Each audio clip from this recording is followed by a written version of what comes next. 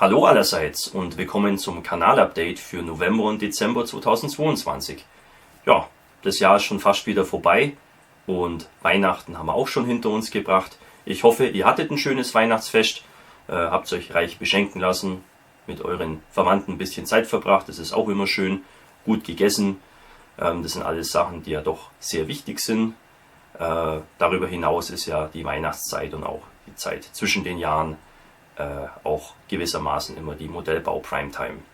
Was mich betrifft, mein Weihnachten war dieses Jahr ein bisschen durchwachsen, denn vielleicht hört man es noch ein bisschen, ich war wirklich sehr, sehr stark erkältet. Also alles zu, Rotz, Husten, Schüttelfrost, das volle Programm, also das war echt nicht angenehm, wünscht man keinem sowas. Ja, und überhaupt, das hat ein bisschen so meine letzten 1,5 Wochen ein bisschen ruiniert. Ich hatte viel geplant. Man will ja auch dann Weihnachten mit seinen Verwandten verbringen. Das ging dann auch nicht so in dem Umfang, wie ich mir das gewünscht hätte. Also, ja, ein bisschen blöd. Aber jetzt geht's wieder aufwärts. Ich fühle mich schon ein bisschen besser und ich hoffe, dass ich jetzt für dieses Kanalupdate dann auch durchhalten kann. Gut, schauen wir uns an, was es so Neues gibt rund um den Kanal. Fangen wir mal mit den Veranstaltungen an, die so anstehen in den nächsten Wochen. Da wäre zu erwähnen die Spielwarenmesse in Nürnberg. Große bekannte Messe, sollte jeder kennen. Die findet wieder mal statt, jetzt nach längerer Pause wegen Corona, vom 1. bis zum 5. Februar 2023. Da möchte ich wieder hinfahren, wenn es irgendwie geht und mich da informieren, was es so alles Neues gibt, demnächst in diesem Jahr rund um den Modellbau. Interessanterweise ist da auch dieses Jahr eine andere Regelung. Normalerweise dürfen da ja nur Fachbesucher rein, aber dieses Jahr dürfen am 4. und 5. Februar, das ist der Samstag und der Sonntag, in die Modellbauhalle auch ja, die Normalos in Anführungszeichen rein. Da darf dann jeder rein. Das ist eine Neuerung. Der Rest der Spielwarenmesse ist da nicht zugänglich für jedermann, aber diese Modellbauhallen eben schon. Ich habe mich noch nicht genau entschieden, an welchem Tag ich hinfahren werde, ob ich am Wochenende mich da rumtreibe oder unter der Woche, wo dann nur das Fachpublikum hin darf. Das weiß ich noch nicht. Das hängt auch davon ab, wie ich da an Karten rankomme. Grundsätzlich wäre es mir schon lieber, da zu sein, wo nur das Fachpublikum anwesend ist, weil da eben tendenziell eben weniger Leute unterwegs sind. Ja, deswegen.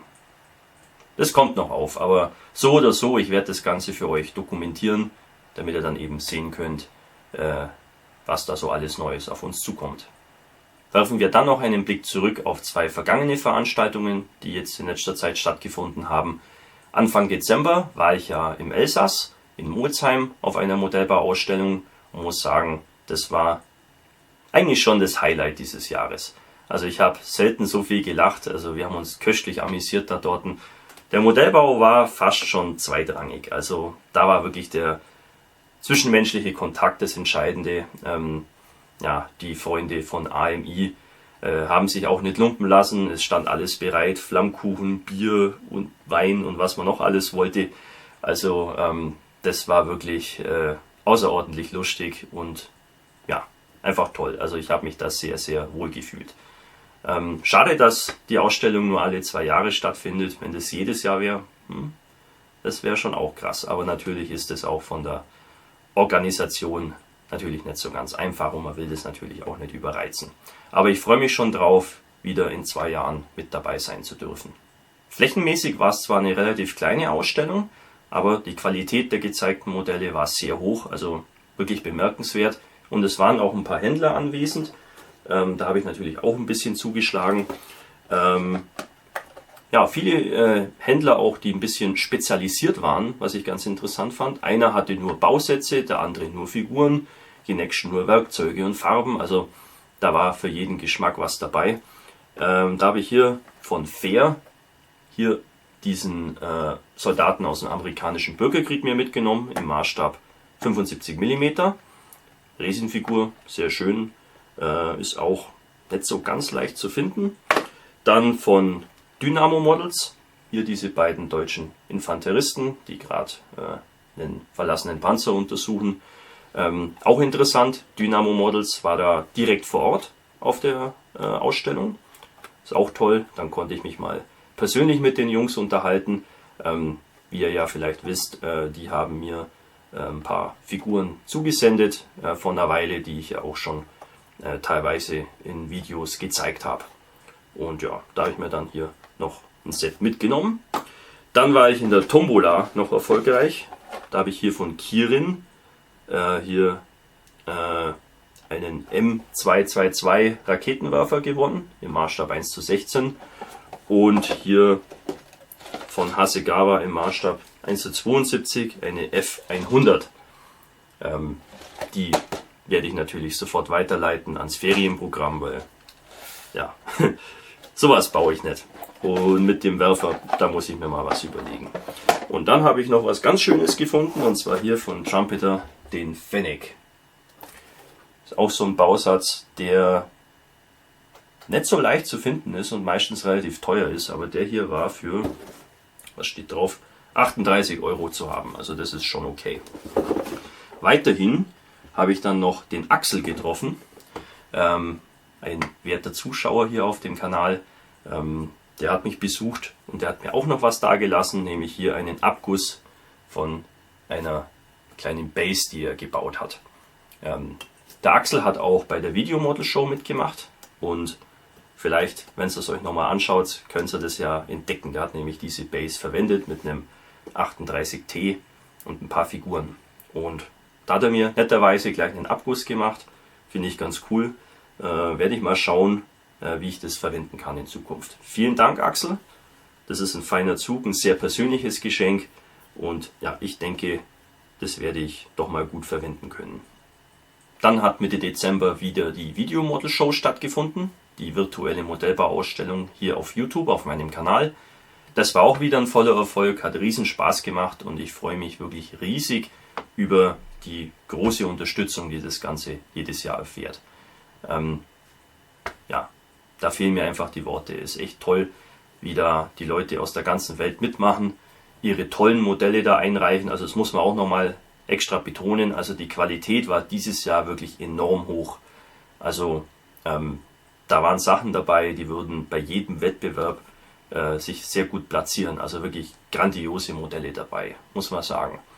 Und dafür bin ich wirklich dankbar, dass es dann auch wirklich so ein hohes Niveau hat, dass man sich das dann auch wirklich gerne anschaut, weil das natürlich dann auch den Effekt hat, dass das Ganze dann etwas mehr Aufmerksamkeit bekommt und vielleicht auch Leute sich das anschauen, die vielleicht meinen Kanal sonst nicht verfolgen oder auch euch nicht kennen, die da was einreichen. Also das ist wirklich, glaube ich, eine ganz breit gefächerte Plattform für jedermann. Und natürlich werde ich das Ganze nächstes Jahr wieder organisieren. Mittlerweile habe ich ja so ein bisschen den Dreh raus, dass das jetzt vom Arbeitsaufwand auch zu bewältigen ist. Dementsprechend haut es hin. Ja. Und nochmal zum Abschluss vielen Dank an alle, die mitgemacht haben. Ihr seid echt spitze. Wo wir schon gerade von den Unterstützern reden, mich haben in den letzten Wochen wieder einige Spenden erreicht, sowohl für mich persönlich als auch fürs Ferienprogramm. Das möchte ich euch natürlich auch nicht vorenthalten. Fangen wir mal mit den Spenden fürs Ferienprogramm an. Ja, die erste große Spende kommt vom Patrick. Der Patrick hat, wie ihr euch vielleicht erinnern könnt, auch schon in der Vergangenheit sehr, sehr viel gespendet. Vor allem eben Flugzeugbausätze im Maßstab 1:72 und 1:48. Ja, der Patrick ist einfach ein alter Jäger und Sammler und der hat die mal günstig bekommen, wollte nur die Abziehbilder haben, wegen diesen Varianten eben, weil er irgendein spezielles Flugzeug darstellen wollte, aber eben ja, einen besseren Bausatz verwenden wollte, eben nicht den Revell-Bausatz oder Airfix-Bausatz oder was auch immer, sondern der wollte eben nur die Abziehbilder haben. Deswegen sind die meisten Flugzeugbausätze, die ihr hier seht, ohne Abziehbilder. Das spielt aber für das Ferienprogramm keine Rolle. Die Kinder wollen bauen und die Abziehbilder verwenden die meistens sowieso nicht. Zumindest erfahrungsgemäß ist es so. Ja, und der Patrick hat ja auch schon in der Vergangenheit sehr viel gespendet. Also ich würde mal sagen, in der Summe mindestens schon 100 oder 120 Bausätze. Dieses Mal waren es 28 Bausätze. Also das ist schon beeindruckend. Patrick, du bist ein cooler Typ. Vielen Dank für deine anhaltende große Unterstützung. Die zweite Spende kam von Guido. Der hat mir einige Bausätze auf dem Postweg zukommen lassen, mit dem Hinweis, ich möge sie so verwenden, wie ich möchte, also teils fürs Ferienprogramm, aber auch für mich selber, je nachdem. Deswegen habe ich die Bausätze dann auch entsprechend aufgeteilt. Ja, vielen Dank, Guido, tolle Spende. Ich habe mich dazu entschieden, den Marder 3 und den Figurensatz zu behalten. Das sind Sachen, die kann ich persönlich ganz gut brauchen. Die Corvette, die Su-18, der Kugelpanzer und der Beobachtungspanzer, das sind Sachen, die sind fürs Ferienprogramm eigentlich ganz gut geeignet und werden da sehr gute Verwendung finden. Ja, Guido, vielen Dank für deine tolle Unterstützung. Hat mich wirklich sehr gefreut, dass du mich mit diesen Sachen bedacht hast und auch ans Ferienprogramm gedacht hast. Vielen Dank. Die nächste Spende kam von Marcel. Auch der hat schon in der Vergangenheit mal was gespendet gehabt fürs Ferienprogramm. Ja, und auch hier war wieder der Hinweis, ich möge mir nehmen, was mir gefällt und den Rest eben weiterleiten ans Ferienprogramm. Und genauso habe ich es auch gehandhabt. Er hat mir hier zukommen lassen, hier diesen Typ 73, so einen modernen japanischen Armee-Jeep, der ist fürs Ferienprogramm. Dann hier von Itellerie einen Sherman, das ist die Koreakrieg-Edition. Auch der geht zum Ferienprogramm. Und dann hier von Trumpeter die Zwilling-Flak, 37 mm. Die, denke ich, werde ich selber behalten, wobei ich da jetzt konkret noch keinen Plan habe dafür, was ich damit machen will. Aber ja, gegebenenfalls kann ich es ja immer noch weiterleiten ans Ferienprogramm. Ja, vielen Dank, Marcel, auch nochmal ausdrücklich für die Waffeln und Süßigkeiten, die du noch dazu gelegt hast. Ich bin ja so ein altes Schleckermaul und ich muss sagen, diese polnischen Waffeln, wirklich gut. Also das hat mir auch ein bisschen geholfen während meiner Erkältung. Da war ich nicht so gut gelaunt, aber wenn ich da ein bisschen was zum Knuspern habe, dann geht es mir gleich besser. Also vielen Dank, Marcel, du hast wirklich an alles gedacht. Danke. Und die letzte Spende, die war an mich persönlich gerichtet. Die kam aus Portugal und zwar von Vitalino Chitas. Der hat mir hier diese Büste von Alvorada Miniatures zukommen lassen. Da ist ein portugiesischer Soldat dargestellt, der sich von seinem Sohn verabschiedet. Die Büste habe ich ja schon vorgestellt in dem Video detailliert. Ganz interessant, kleiner Hersteller, sieht man nicht alle Tage. Und es hat mir so gut gefallen, ich habe dann noch mehr bestellt bei ihm. Und zwar hier noch eine Büste von einem jubelnden portugiesischen Soldat an der Westfront 1918. Das ist einem Foto nachempfunden, was ganz interessant ist. Und was auch ganz clever ist, nachdem ich ja eigentlich nicht so ein Freund von Büsten bin, die bieten auch die Beine an. Da kann man nämlich dann auch eine komplette Figur draus machen. Das finde ich sehr clever. Gut gemacht. Also, wenn ihr da Interesse habt, ich kann das auch für euch mal auspacken in dem Video. Ich frage nur, weil eigentlich ist das nicht so ein populäres Thema, aber ja, wenn genügend Leute sagen, sie wollen es sehen, dann mache ich das natürlich. Ja, ganz spannend. Also, nochmal vielen Dank an Vitalino, ausdrücklich, für diese schöne Büste, die mich dann gleich auch noch angeregt hat, noch mehr zu kaufen. Also ganz interessant. Schaut einfach mal vorbei bei Alvorada Miniatures. Die haben vieles zu bieten aus der portugiesischen Geschichte vom Mittelalter, aber auch vom Ersten Weltkrieg. Und ich denke, die werden in Zukunft auch noch mehr bringen. Gut, dann habe ich noch eine Neuerung zu verkünden, die den Kanal betrifft. Und zwar werde ich ab Januar nicht mehr jede Woche ein Video machen. Nicht erschrecken, das hat folgende Bewandtnis. Wie ihr ja vielleicht wisst, mache ich einmal im Monat eine schriftliche Buchvorstellung. Das poste ich dann immer auf meinem Community Hub hier auf YouTube. Diese Buchvorstellung wird dann praktisch ein Video ersetzen. Also praktisch in der Woche, wo eine Buchvorstellung gepostet wird, gibt es dann kein Video. Das hat mehrere Gründe. Zum einen sind meine Buchvorstellungen mittlerweile ziemlich beliebt. Also da ist ziemlich viel Interaktion dahinter. Also gehe ich auch davon aus, dass die Leute das sehen wollen und ich finde es persönlich auch ein bisschen abwechslungsreicher.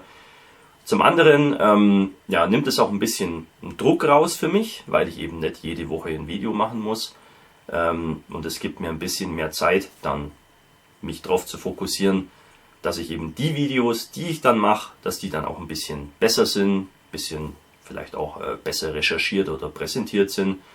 Und ich kann mir auch ein bisschen mehr was zurechtlegen, zum Beispiel Videos, wo ich ein bisschen mehr vorbereiten muss. Man denke zum Beispiel an das Video, wo ich ein bisschen recherchiert habe zum Thema Diorama und Vignette. Das sind so Sachen, die fallen nicht vom Himmel. Und wenn ich so Sachen eben mehr machen will in Zukunft, dann muss ich da auch ein bisschen mehr Zeit haben dafür. Und da finde ich es eben auch die Buchvorstellung ein sehr guter Füller dafür. Und so werde ich das in Zukunft handhaben. Also im Monat heißt es dann 3 Videos, eine Buchvorstellung in schriftlicher Form. Schauen wir uns jetzt an, welche Projekte ich seit dem letzten Update fertigstellen konnte. Ja, hier seht ihr meine Dioramenszene zum Ukraine-Krieg. Da habt ihr ja auch schon das kurze Präsentationsvideo dazu gesehen.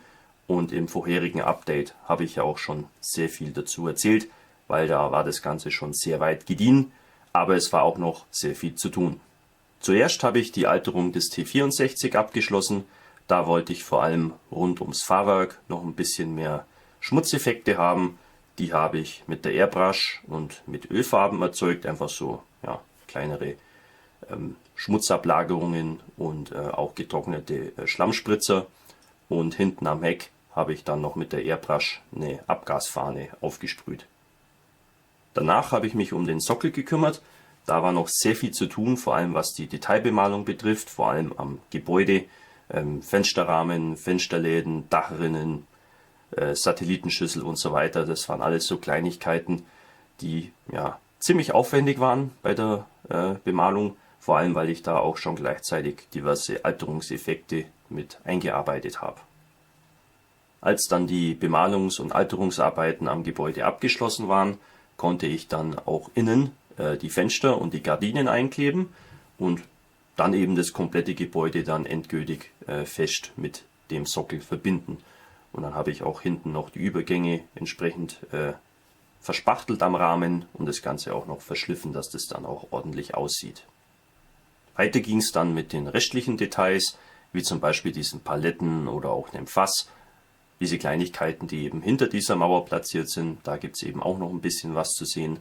Das war so ein kleiner Bereich, wo ich irgendwie ganz interessant fand, den auch auszugestalten, obwohl man den jetzt nicht von jeder Seite gut sehen kann. Aber ich dachte mir, warum nicht? Zum Schluss habe ich dann noch einige Schmutzeffekte erzeugt, hauptsächlich mit Erde aus dem Garten, aber auch mit Ölfarbe. Dann den Rahmen schwarz bemalt und damit war dann auch der Sockel erledigt und es konnte dann mit den Figuren weitergehen. Die Bemalung der beiden Kinder war eine spaßige Angelegenheit, weil da konnte ich mal andere Farbtöne verwenden, wie ich sonst gewohnt bin im Militärmodellbau. Die beiden Panzersoldaten dagegen, die waren eine echte Herausforderung, denn ich hatte mir in den Kopf gesetzt, da dieses ukrainische Digitaltarnmuster zu erzeugen. Und das ist ziemlich schwierig, wie man sich denken kann. Ich würde mal sagen, normale Menschen können das mit Farbe und Pinsel eigentlich in dem kleinen Maßstab gar nicht hinbekommen. Deswegen habe ich da für mich so einen Kompromiss gefunden und das Ganze so ein bisschen abstrahiert, ein bisschen vereinfacht, eben mit dem Hintergrund, dass man es eben, wenn man es ansieht, ungefähr erkennen kann, ja, das soll vielleicht ein Digitaltarnmuster sein, aber jetzt das wirklich 1:1 nachzubilden in der Größe, halte ich für annähernd unmöglich. Deswegen habe ich das ein bisschen vereinfacht. Ja, und dann konnte alles zusammenkommen. Erst habe ich den Panzer aufgeklebt, dann die Figuren, dann hier vorne noch den ukrainischen Button befestigt. Ja, und die Fahne, das ist ein Messingstäbchen und eine Papierfahne von ETA. Ist so ein Hochglanzpapier, was eben sehr fein bedruckt ist. Und das konnte man dann auch ganz gut so verarbeiten, entsprechend eben mit Sekundenkleber und Holzleim. Und dann ist es auch ziemlich stabil, wie man sehen kann. Ja, und macht einiges her. Ja, das war ein sehr spannendes Projekt, was mir auch eine Herzensangelegenheit war. Ist meiner Meinung nach auch eines meiner besten Dioramenszenen, die ich so bisher gebaut habe, so von der Qualität her. Interessanterweise, das möchte ich euch auch noch erzählen, einige russische Trolls haben sich da auch genötigt gefühlt, mir teilweise sogar E-Mails zu schreiben und ihrer Empörung und auch ihrer Propaganda Ausdruck zu verleihen. Ja, fand ich ganz amüsant, dass ja, so ein einfaches Modellbauvideo doch manche Gemüter so erregt, beziehungsweise die russische Trollfabrik das dann auch gleich ins Visier nimmt. Finde ich ganz amüsant. Gut, schauen wir uns jetzt an, welche Projekte ich in Arbeit habe. Hier seht ihr das K5E Eisenbahngeschütz von Dragon. Da habe ich wieder keinen Fortschritt gemacht. Ich möchte euch damit auch nicht zu lange hinhalten. Es scheitert momentan noch an der Unterlage für die Dioramenszene, also das passende Holzbrett. Wobei ich dazu sagen muss, dass ich da jetzt nicht aktiv danach schaue, sondern ich habe das immer so ein bisschen im Hinterkopf und wenn mir dann was Passendes in die Finger kommt, dann lege ich das gleich beiseite und dann kann es weitergehen. Aber vielleicht sollte ich das in nächster Zeit ein bisschen mehr forcieren. Das zweite Projekt, an dem ich arbeite, ist der Jagdpanzer 4 Bodybuild, den ich zusammen mit Panzermeister 36 hier auf YouTube unternehme. Ja, der Jagdpanzer ist ja schon länger fertig und da war jetzt die nächste Aufgabe, das zweite Fahrzeug zu bauen, nämlich das Sonderkraftfahrzeug 250-1 neu von Dragon bzw. Cyber Hobby. Ja, und wie ihr sehen könnt, da ist der Rohbau auch schon abgeschlossen. Da möchte ich euch an dieser Stelle aber noch nicht zu viel verraten, denn es wird wieder ein längeres und ausführlicheres Update-Video kommen zu diesem Bodybuild eben, wo es dann ganz detailliert eben um den Zusammenbau dieser Halbkette gehen wird. Mit allen, sage ich mal, Tricks und Kniffen, die es da zu beachten gilt. Denn der Bausatz ist nicht ganz einfach. Der hat so ein paar Problemchen, sage ich mal, hier und da. Zum Beispiel das Getriebe ist nicht vorhanden. Da muss man sich was überlegen. Und auch der Zusammenbau ist nicht ganz einfach an einigen Stellen. Aber wie gesagt, das werden wir dann sehr ausführlich wieder erklären und hoffentlich auch nachvollziehbar erklären. Und ja, dann werdet ihr alles darüber erfahren. Dann habe ich auch noch 2 neue Projekte begonnen. Eines davon ist hier der Autoblinder AB41 von Itellery im Maßstab 1:35. Da möchte ich ein Fahrzeug der italienischen Kolonialpolizei darstellen, der Polizia dell'Africa Italiana. Da habe ich hier schon das passende Emblem dafür, was später mal an den Sockel kommt. Und ein Bekannter von mir hat mir auch die passenden Abziehbilder dafür schon gedruckt. Das war nämlich bisher das große Hindernis hier. Es gab für diese Fahrzeuge eben keine Abziehbilder im Maßstab 1:35, nur in 1:48 und 1:72, aber nicht im klassischen Panzermaßstab. Euch wird vielleicht aufgefallen sein, dass die Abziehbilder spiegelverkehrt sind. Das macht aber nichts. Das hat einfach damit zu tun, dass diese selber angefertigten Abziehbilder ein bisschen anders funktionieren. Da muss man auch weiß drunter grundieren und dann die eben mit dem Gesicht aufbringen und nicht, wie man das sonst kennt, von den Abziehbildern eben einfach nur rüberschieben. Also das funktioniert ein bisschen anders hier. Bin ich ganz gespannt drauf und nochmal vielen Dank an den Kollegen, der das für mich eben bereitgestellt hat. Nun noch ein paar Worte zu dem Modell an sich. Ich habe den Bausatz schon ein paar Mal gebaut in der Vergangenheit, deswegen wusste ich auch ungefähr, was ich zu erwarten habe. Meines Erachtens ist es tatsächlich einer der besseren Bausätze von Itellery, aber hat immer noch ein paar kleinere Passprobleme hier und da, vor allem hier hinten am Heck. Da seht ihr auch ein bisschen, habe ich da mit Mr. Surfacer ein paar kleinere Lücken zugeschmiert, aber nichts Dramatisches. Insgesamt also ein recht schöner Bausatz. Der kann aber auch ein paar Verbesserungen vertragen. Ich habe mich hier jetzt vor allem auf die Reifen konzentriert. Das sind jetzt hier diese typischen AB41 Sandreifen, die man auf viele Fotos sieht. Man sieht die aber auch mit den normalen europäischen Reifen. Aber ich denke, ich werde hier mich für die Sandreifen entscheiden. Die sind von Royal Model aus Resin. Ja, passable Qualität, also das passt schon. Dann habe ich noch das Geschützrohr ersetzt. Da gibt es meines Wissens nach kein Aftermarket-Teil. aus Alu oder so. Braucht man auch nicht, weil das kann man sehr leicht selber ersetzen. Das ist einfach nur eine dünne Messingstange, die ich vorne eben vorsichtig ein bisschen aufgebohrt habe, damit dann eben eine Mündung entsteht, und die habe ich eben entsprechend abgelenkt und eingesetzt. Also das ist sehr, sehr einfach und effektiv. Ähnlich bin ich bei der Antenne vorgegangen. Das Plastikteil ist jetzt nicht so doll, stellt die Antenne eben eingeklappt dar. Man sieht aber auf vielen Fotos diese Antenne eben auch aufgerichtet oder so halb aufgerichtet, und das wollte ich hier eben darstellen. Da habe ich eben den Antennensockel behalten und die Antenne an sich eben abgeschnitten, auch wieder eine Messingstange eingeklebt und am Ende hier noch eine Sternantenne befestigt, eben ausgeklappt. Das ist einfach das Fotonetzteil, was es gibt für die deutschen Sternantennen von Dragon.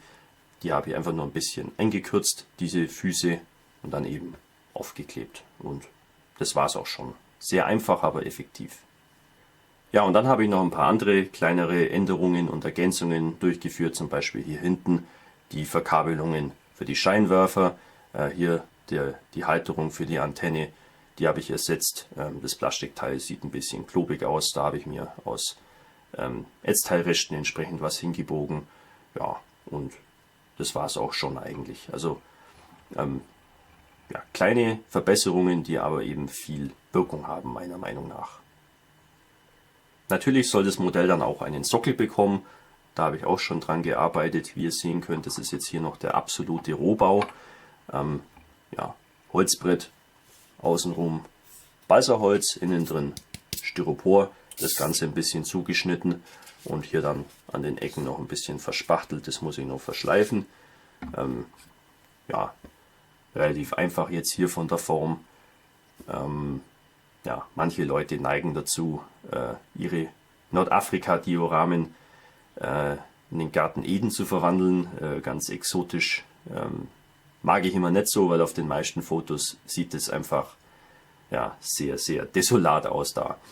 Ein bisschen wie die Marsoberfläche. Und so möchte ich es hier auch halten. Also einfach eine Stein- und Geröllwüste kommt da drauf, Fahrzeug drauf, und dann noch hier von Alpine ein italienischer Offizier. Riesenfigur, die ist natürlich super detailliert. Alpine, ich denke, da muss ich nichts weiter zu sagen. Ist eine Top-Marke, super Qualität. Ja, und den werde ich da auch irgendwo platzieren, entweder am Boden oder auf dem Fahrzeug, je nachdem. Und das zweite neue Projekt ist hier eine kleine Figurenvignette mit 2 römischen Soldaten. Da möchte ich die Schlacht am Harzhorn im Jahr 235 bzw. 236 nach Christus darstellen. Über diese Schlacht habe ich ja Anfang des Jahres auch eine kurze Dokumentation veröffentlicht, nachdem ich mir die Gegend letztes Jahr im Dezember näher angeschaut habe. Sehr interessant, und das Thema hat mich auch seitdem nicht losgelassen. Da kam es mir dann auch entgegen, dass Anfang des Jahres 2 Riesenfiguren auf den Markt kamen von Alexandros Models, die sich eben konkret mit diesem Ereignis beschäftigen. Und die habe ich mir natürlich sofort geholt. Eine davon habe ich auch schon vorgestellt in einer Bausatzbesprechung, nämlich den hier, diesen Legionär. Könnt ihr euch nochmal anschauen, wenn ihr wollt. Ja, und da habe ich mich jetzt mal dran gemacht, weil das ist mir das ganze Jahr über schon im Kopf rumgegeistert, diese Idee. Ursprünglich war mein Plan, diese beiden Riesenfiguren mit 3 weiteren Weißmetallfiguren von Soldiers zu kombinieren und da eben eine größere Szene zu bauen. Aber es hat sich dann gezeigt, dass die Figuren von Soldiers zwar sehr schön sind, aber doch in der Größe und im Stil doch gehörig abweichen von diesen beiden Riesenfiguren. Und da tue ich mich mal ein bisschen schwer, Figuren von mehreren Herstellern miteinander zu kombinieren, weil die doch einfach ein bisschen unterschiedlich sind von der Machart. Und das sieht man einfach und das stört mich. Daher habe ich mich dann für diese beiden Riesenfiguren entschieden, um dieses Ereignis darzustellen. Ja, die Versäuberung und die Montage waren Klacks, sind einfach super detailliert und man hat eigentlich wenig Arbeit damit. Schnell montiert mit Sekundenkleber. Dann habe ich den kleinen Sockel gebaut, wie immer aus Holz, Balsaholz und Styropor. Das Ganze dann mit Holzleim verklebt. als es dann trocken war, entsprechend zugeschnitten. Da habe ich dann eben die Geländekontur so herausgearbeitet, dass das eben dann auch zu den Posen eben passt von diesen beiden Figuren. Die stehen beide so ein bisschen an dem Hang. Dann war die Frage, wie stellt man einen germanischen Wald auf so einer kleinen Fläche dar, beziehungsweise wie erweckt man beim Betrachter den Eindruck, dass die sich in dem Wald befinden. Da habe ich mich dann dazu entschieden, hier einen großen Nadelbaum einzuarbeiten. Der ist von Mini Natur, habe ich gekauft. Also was der kostet, immer hier 18 Euro, das geht. Der macht einiges her und die Figuren haben da auch drunter Platz. Allerdings ist der Baum jetzt auch nicht so groß, dass der optisch alles erschlägt. Also von dem her glaube ich, ist das ganz gut balanciert so. Als es mich dann so schwer mit meiner Erkältung erwischt hat, war ich dann nicht in der Lage, an irgendwelchen feineren Projekten weiterzuarbeiten, wo es einfach viel Konzentration braucht und so weiter. Deswegen habe ich mich dann dazu entschlossen, einfach an dem Sockel weiterzumachen hier, weil das ist eine relativ übersichtliche Sache und man braucht auch nicht zu viel Konzentration dabei. Auf das Styropor kam zuerst etwas Mörtel drauf, als der trocken war, dann Modelliermasse, da konnte ich das Gelände dann noch ein bisschen feiner ausformen und eben auch an die Figuren anpassen. Ja, und dann kam meine typische Erdpaste wieder zum Einsatz, die ich immer verwende, Erde aus dem Garten, gemischt mit Wasser und Holzleim. Und das habe ich dann einfach mal so als Basis schon mal aufgetragen, aufgeschmiert und dann mal trocknen lassen. Auf diese Grundlage wollte ich dann den eigentlichen Waldboden erzeugen. Dazu waren aber ein paar Vorbereitungen notwendig. Da bin ich mal raus in den Garten gegangen und habe ein paar Blätter gesammelt. Die waren noch relativ frisch. Die habe ich dann erstmal kurz trocknen lassen und dann mit diesen Blattstanzern von AK Interactive habe ich da eben dann kleine Blätter ausgestanzt aus den großen Blättern. Sieht super aus und ist auch total einfach. Ich finde nämlich, dass die meisten Blätter, die man so kaufen kann, das sind ja meistens so lasergeschnittene Papierblätter. Ja, die sehen nicht schlecht aus, aber es sind halt Papierblätter und die haben auch nicht diese Farbvariation, wie es echte Blätter haben. Also das natürliche Material, da sind immer kleine Farbunterschiede und Flecken und so weiter und das kommt hier einem eigentlich sehr gut entgegen. Anschließend habe ich dann den Sockel nochmal mit meiner Erdpaste bestrichen, allerdings ein bisschen dünner. Einfach nur, dass die Oberfläche nochmal einfach befeuchtet ist, damit man dann eben entsprechend was aufkleben kann. Und da habe ich dann zunächst mal noch meine Spezialerde drauf gestreut. Die habe ich vor einigen Jahren mal unter einem Lärchenbaum gesammelt. Das ist Erde gemischt eben mit diesen kleinen trockenen Nadeln. Und es hat sofort, finde ich, so eine Waldbodenoptik eben erzeugt. Und darauf habe ich dann noch eben mein ausgestanztes Laub gestreut. Und das Ganze dann mit verdünnten Holzleim eben fixiert, damit es dann an Ort und Stelle bleibt. Und gleichzeitig noch ein paar Büsche eingearbeitet, bisschen Moos und auch ein paar abgestorbene Zweige und Äste und so weiter eben eingearbeitet. Also im Grunde genommen, bis auf den Tannenbaum, ist eigentlich alles natürliches Material und sieht dementsprechend auch sehr überzeugend aus von der Farbgebung her.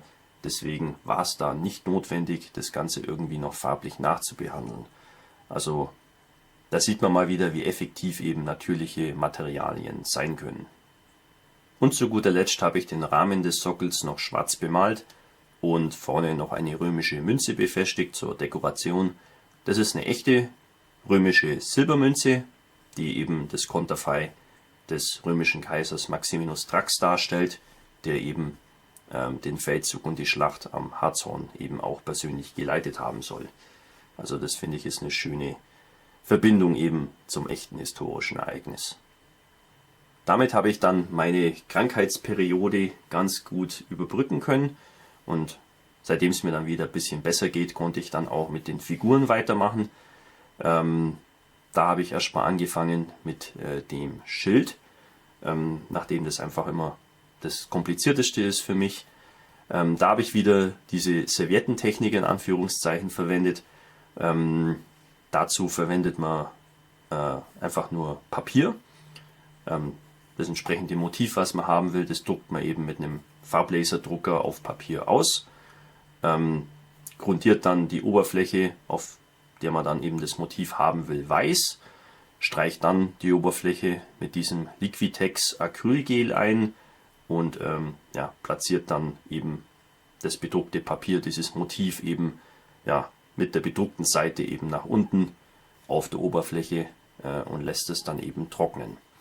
Ja, und wenn es dann trocken ist, dann kann man mit befeuchteten Fingern eben das Papier Schicht für Schicht ganz vorsichtig runterreiben. Das ist ziemlich nervenaufreibend und gar nicht so leicht. Je vorsichtiger man da vorgeht, desto besser. Vor allem eben bei den letzten Papierschichten, weil es ist sehr einfach, diese Oberfläche, also das Motiv dann eben zu beschädigen. Das sollte man natürlich vermeiden, indem man eben möglichst vorsichtig, am besten mit einem kleinen Finger und mit praktisch gar keinem Druck, dann eben dieses Papier eben vorsichtig runterreibt und ablöst eben. Ja, und dann kommt eben das Motiv zum Vorschein. Das ist praktisch in diesem trockenen Acrylgel da eben eingebettet und es sieht super toll aus. Also ich könnte so ein Motiv nie im Leben mit dem Pinsel freihand malen. Ja, dann habe ich noch die Details des Schildes bemalt, vorne und hinten. Das Ganze dann mit Klarlack noch versiegelt und dann auch schon mal vorsichtig mit verdünnten Ölfarben so ein bisschen gealtert. Danach habe ich dann noch das ganze Zubehör erstmal bemalt, also die Pfeile, Speere, auch die Legionsstandarte und so weiter. Auch da kann man sich sehr viel Mühe geben. Da habe ich mal was Neues ausprobiert und zwar wollte ich mal einfach diese blanken, polierten Teile eben mal so richtig glänzend hinbekommen, woran es bei den Acrylfarben meistens ein bisschen scheitert. Und da habe ich mal ausprobiert, diese Molotow Chrom-Effekte. Das ist einfach nur so ein Filzstift. Gibt es in verschiedenen Größen. Und da kann man dann eben den entsprechenden Bereich eben so vorsichtig mit einer Chromschicht sozusagen versehen. Für meinen Geschmack ist das Ganze fast ein bisschen zu glänzend. Mal gucken, ob ich das noch ein bisschen verschmutzen kann oder so ganz minimal vielleicht ein bisschen abmatten kann. Dann wäre es meiner Meinung nach perfekt, aber ist ganz interessant. Also wollte ich schon länger mal ausprobieren und hier ist mal die Gelegenheit gewesen dafür. Ja, und dann habe ich mich in den letzten Tagen um die Figuren gekümmert. Wie ihr sehen könnt, die sind schon fast komplett bemalt. Ein paar Sachen fehlen noch, vor allem hier unten. Das Schuhwerk und so weiter. Da fehlt noch ein bisschen was. Aber der Rest ist eigentlich schon fast fertig. Habe ich in der üblichen Weise bemalt. Vornehmlich unter Einsatz von Acrylfarben im Verbund eben mit einer Nasspalette. Dann kann man das auch schon so ein bisschen vorschattieren, das Ganze.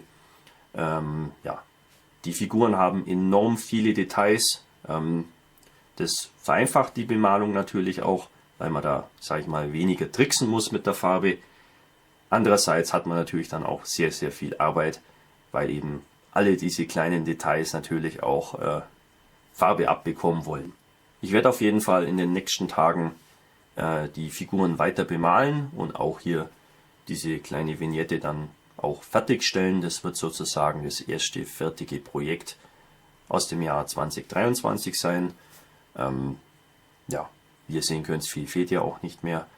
Und da könnt ihr also in Bälde auch schon mit einem kurzen Präsentationsvideo rechnen, wo ihr dann eben noch mehr sehen könnt davon.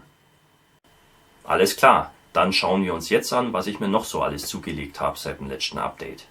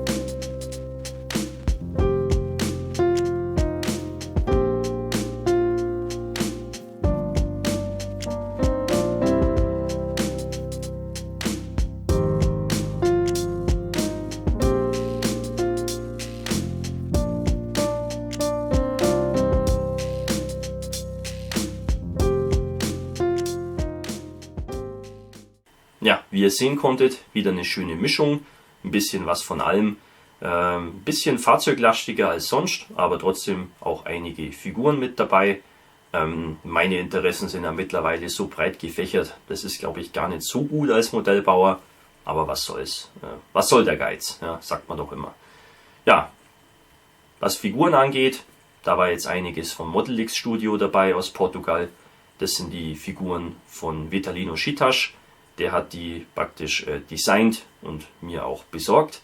Ja, die werde ich brauchen als Beiwerk für meinen portugiesischen Unimog. Ja, dann noch ein paar Fahrzeuge zum Ukraine-Krieg, aber auch aus dem Zweiten Weltkrieg so ein bisschen was. Und natürlich die Top-Neuheit, der Erhard Panzerwagen von Copper State Models und den neuen Panzer II von IBG Models. Den habe ich mir auch schon bestellt, der ist aber leider noch nicht angekommen, frecherweise. Ich weiß nämlich von Leuten, die den schon haben. Bei mir ist er irgendwie noch unterwegs anscheinend.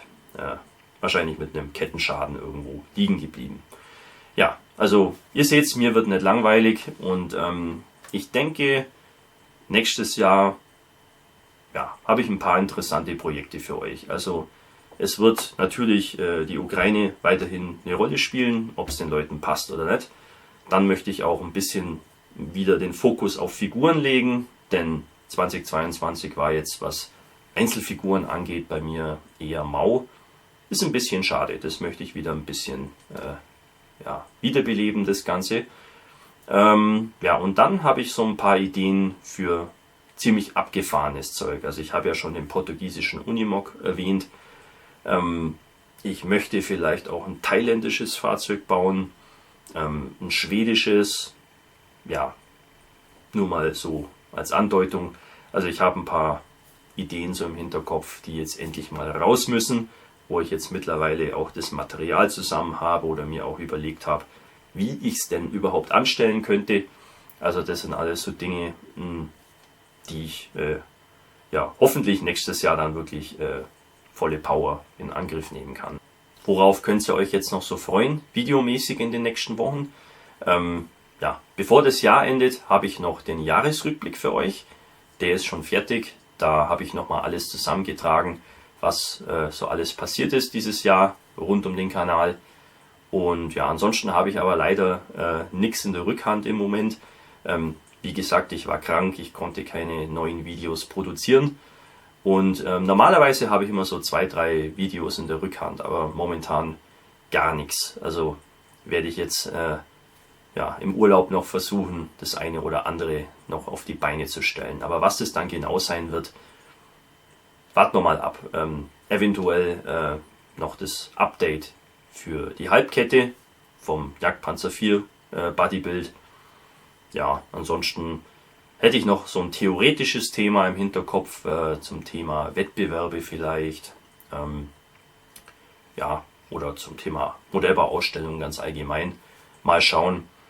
Und natürlich dann diverse Bausatzbesprechungen und wenn dann das Harzhorn-Diorama fertig ist, gibt es da auch was zu sehen. Aber das sind alles so Dinge, da habe ich jetzt noch nichts konkret in der Rückhand. Das sind nur Ideen momentan. Ja, wie auch immer, lasst euch einfach mal überraschen, was so auf euch zukommt. Ja, und dann bleibt mir jetzt eigentlich nichts mehr weiter zu sagen. Das Update ist am Ende. Ich habe durchgehalten, gesundheitlich und stimmlich auch. Das ist auch nicht schlecht. Ja, und dann wünsche ich euch doch schon mal vorab einen guten Rutsch, viel Gesundheit und Erfolg im neuen Jahr und wir sehen uns wieder. Euer Hamika Barkas.